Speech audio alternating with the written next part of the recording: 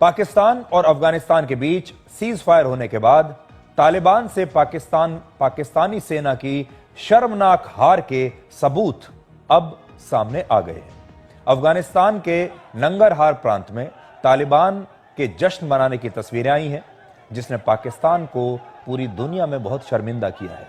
तालिबान के फौजी अब पाकिस्तानी सेना से लूटी गई वर्दियों और हथियारों को अपनी जीत की ट्रॉफी की तरह दिखा रहे हैं। ये उन पाकिस्तानी सैनिकों की वर्दियां हैं जो अफगान फौजियों से लड़ते समय सीमा पर पाकिस्तानी पोस्ट को छोड़कर भाग गए थे। तालिबान ने पाकिस्तानी चौकियों पर कब्जा किया और वहां से मिले इन हथियारों और वर्दियों को अपनी जीत की निशानी बताते हुए अब वो पूरे अफगानिस्तान में घूम घूम कर जश्न मना रहे हैं।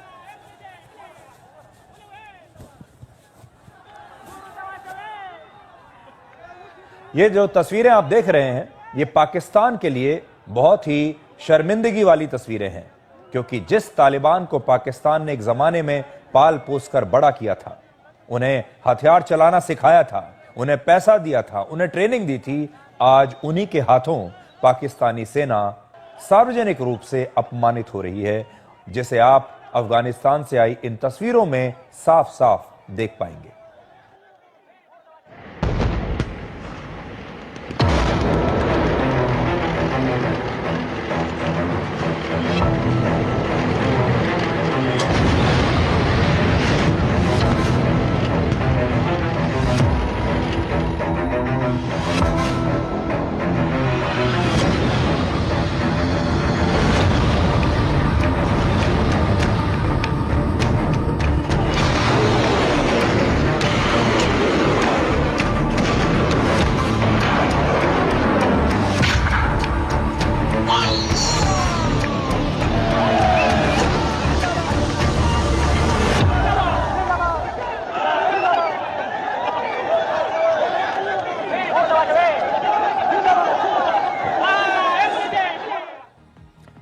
सारी दुनिया जानती है कि ऑपरेशन सिंदूर के दौरान पाकिस्तान ने भारतीय सेना के सामने एक प्रकार से सरेंडर कर दिया था।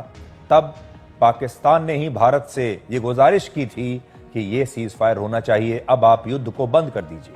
और अब अफगानिस्तान के फौजियों के सामने भी पाकिस्तान ने इसी प्रकार का एक आत्मसमर्पण किया है। तालिबान के इस जश्न को पाकिस्तानी एक्सपर्ट्स एक नए खतरे की शुरुआत मान रहे हैं, और इसकी वजह तालिबान का वो बयान है जिसमें तालिबान ने बताया कि अफगानिस्तान ने पाकिस्तान के अनुरोध पर, पाकिस्तान की गुजारिश पर कल यानी 15 अक्टूबर को इस युद्ध को सिर्फ कुछ समय के लिए रोका है।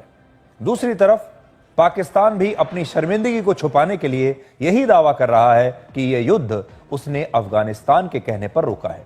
लेकिन यहां आपको यह याद रखना चाहिए कि ऑपरेशन सिंदूर के बाद भी पाकिस्तान भारत के खिलाफ लगातार ऐसा ही झूठ बोलता आ रहा है। पाकिस्तान का एक अखबार जिसका नाम है डॉन, वो ये कहता है कि यह सीज फायर असल में कतर की वजह से हुआ है, इसमें कतर ने मदद की है, जिसके लिए पाकिस्तान के उप प्रधानमंत्री इशाक डार ने कतर का धन्यवाद भी किया है। और इस सीज फायर पर कतर में पाकिस्तान और अफगानिस्तान के बीच आज भी बातचीत हो रही है।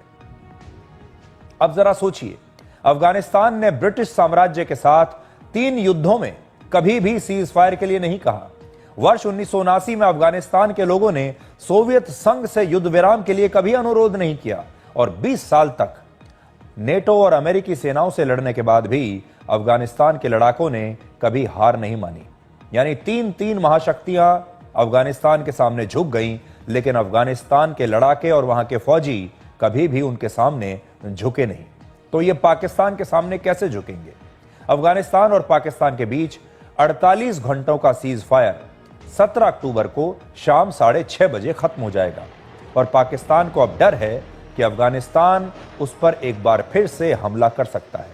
पिछले एक हफ्ते में पाकिस्तान और अफगानिस्तान के बीच 2 बार झड़पें हो चुकी हैं, 2 बार संघर्ष हो चुका है, और अब पाकिस्तान चाहता है कि अमेरिका के राष्ट्रपति डोनाल्ड ट्रंप इस युद्ध को भी रुकवाएं। और अब आप पाकिस्तान के रक्षा मंत्री का यह बयान सुनिए। प्रेसिडेंट ट्रम्प जो बात कर रहे हैं वो बिल्कुल उन्होंने जंगें बंद कराई हैं। मेरा नहीं ख्याल कि किसी भी अमेरिकन प्रेसिडेंट ने जंगें करवाई होंगी। ये पहला प्रेसिडेंट है जिसने जंगें बंद करवाई हैं। और अदरवाइज पिछले 15-20 बल्कि 20-25 साल से जो है वो स्पॉन्सर ही होती रही हैं जंगें। तो मेरा ख्याल है कि हम उनके दाई हैं प्रेसिडेंट ट्रम्प जो हैं, और एविडेंस जो है वो सारी दुनिया देख रही है कि हम जो है उसको ब्रोकर कर रहे हैं, उसमें सालसी का किरदार अदा कर रहे हैं। अगर वो यहाँ भी करना चाहते हैं, is most welcome, most welcome. बल्कि जो हमारे दोस्त ममालिक ऑलरेडी सालसी का किरदार अदा करने की कोशिश कर रहे हैं, उनके प्रेसिडेंट ट्रम्प के साथ बड़े अच्छे तल्लुकात हैं, वो मिलकर कर सकते हैं। आजकल राष्ट्रपति ट्रंप दुनिया भर में जो भी युद्ध चल रहे हैं उनको रुकवाने में लगे हैं। राष्ट्रपति ट्रंप ने खुद भी इसी हफ्ते गाजा शांति शिखर सम्मेलन के दौरान कहा था कि वो पाकिस्तान और अफगानिस्तान के बीच शांति के लिए मध्यस्थता कर सकते हैं, और इसकी एक और वजह भी हो सकती है, और वो है कि पिछले महीने राष्ट्रपति ट्रंप ने कहा था कि अमेरिका अफगानिस्तान के बगराम एयरबेस पर दोबारा से कंट्रोल करना चाहता है, वो इस एयरबेस को लेना चाहता है। हालांकि तब तालिबान ने इससे इनकार कर दिया था, लेकिन हो सकता है कि अमेरिका का जो इंटरेस्ट है, यानी उसकी जो दिलचस्पी है अफगानिस्तान में, एक बार फिर से बढ़ रही हो इस बगराम की वजह से। तो यह भी एक एंगल हो सकता है। वैसे अब तक आप सब भारत में 2 फ्रंट वॉर की चर्चा अक्सर सुनते आए हैं। आपने अक्सर हमारे देश में सुना होगा कि 2 फ्रंट वॉर हो सकता है। इसका मतलब है कि भारत को एक फ्रंट पर पाकिस्तान और दूसरे फ्रंट पर चीन से मुकाबला करना पड़ सकता है, और इसीलिए हम 2 फ्रंट वॉर कहते हैं। लेकिन अब पाकिस्तान में भी 2 फ्रंट वॉर की चर्चा चल रही है। पाकिस्तान के रक्षा मंत्री ने वहां के एक टीवी चैनल पर बयान दिया है कि हो सकता है कि पाकिस्तान को भी एक फ्रंट पर भारत और दूसरे फ्रंट पर पाकिस्तान से लड़ाई करनी पड़ जाए। अल्लाह पाक रहम करे, इस वक्त सूरत हाल बहुत अच्छी नहीं है। लेकिन सर 2 फ्रंट वॉर जो है, कभी एज डिफेंस मिनिस्टर आपने कोई मीटिंग प्रिजाइड की इसके ऊपर, या प्राइम मिनिस्टर ने कि अगर ये सिचुएशन हो तो हमने कैसे डील करना है? नहीं, स्ट्रेटेजी इसकी है पब्लिकली तो इस वक्त नहीं उसको हम डिस्कस करते हैं, लेकिन we are prepared for any eventuality in this regard, you know, we are prepared for that, there is absolutely no doubt about it, किसी को भी नहीं होना चाहिए।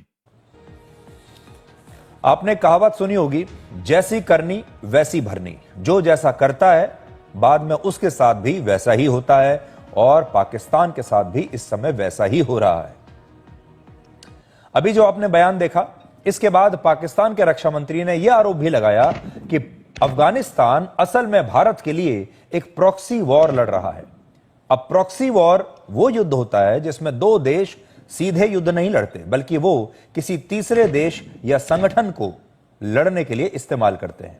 दुनिया में अक्सर ऐसा होता रहता है, जब कोई देश सीधे युद्ध लड़ने की ताकत ना रखता हो तो वो फिर अपने दुश्मन के खिलाफ प्रॉक्सी वॉर शुरू कर देता है। जब से पाकिस्तान का जन्म हुआ है, तब से वो आतंकवादियों को पाल पोस कर भारत के खिलाफ यही प्रॉक्सी वॉर करवाता चला आ रहा है।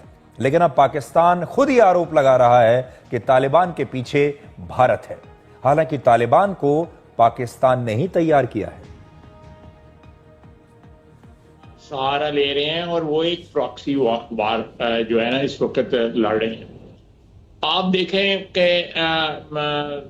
झंडे के ऊपर जो है कलमा तैयबा लिखा हुआ है, और इंडिया के जो है इस वक्त स्टूज बने हुए हैं, उसकी प्रॉक्सी बने हुए हैं।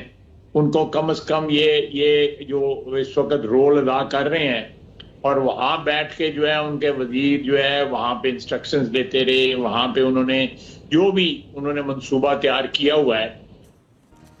तो देखिए, समय बदलते देर नहीं लगती। एक जमाने में पाकिस्तान भारत के खिलाफ प्रॉक्सी वॉर लड़ता था, लेकिन आज पाकिस्तान कह रहा है कि भारत उसके खिलाफ प्रॉक्सी वॉर लड़ रहा है। एक जमाने में पाकिस्तान ने तालिबान को पाल पोस कर खड़ा किया, और आज वही तालिबान पाकिस्तान का अपमान कर रहा है। पाकिस्तान कभी अमेरिका का, कभी सऊदी का और कभी चीन का प्रॉक्सी रहा है। ऑपरेशन सिंदूर के दौरान पाकिस्तान ने चीन के हथियारों को भारत के खिलाफ इस्तेमाल किया। जम्मू कश्मीर में पिछले 4 दशकों से पाकिस्तान आतंकवादियों को ट्रेनिंग, हथियार और पैसा देकर प्रॉक्सी वॉर करवा रहा है। पाकिस्तान ने अफगानिस्तान में अमेरिका और नेटो सेनाओं के खिलाफ करीब 20 साल तक तालिबान को एक प्रॉक्सी की तरह इस्तेमाल किया और वर्ष 1979 में अफगानिस्तान में सोवियत संघ के खिलाफ भी पाकिस्तान ने मुजाहिदीन तैयार किए और अमेरिका के लिए 10 वर्षों तक यह प्रॉक्सी वॉर पाकिस्तान ने लड़ा। यानी प्रॉक्सी वॉर पाकिस्तान के लिए एक इंडस्ट्री है, यह उनका पेशा है, यह उनका काम है।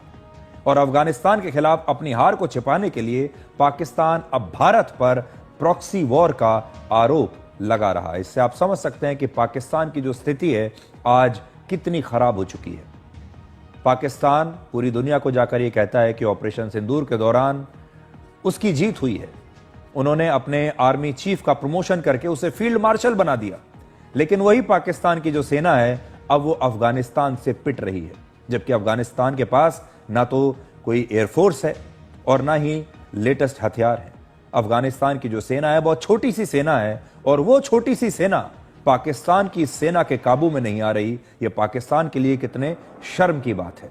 और आज असीम मुनीर जहां भी बैठे होंगे वो क्या सोचते होंगे, उन्होंने ये कल्पना नहीं की होगी कि फील्ड मार्शल बनने के इतने से दिन के बाद, कुछ ही महीनों के बाद वो इस प्रकार से एक बार फिर से एक्सपोज हो जाएंगे।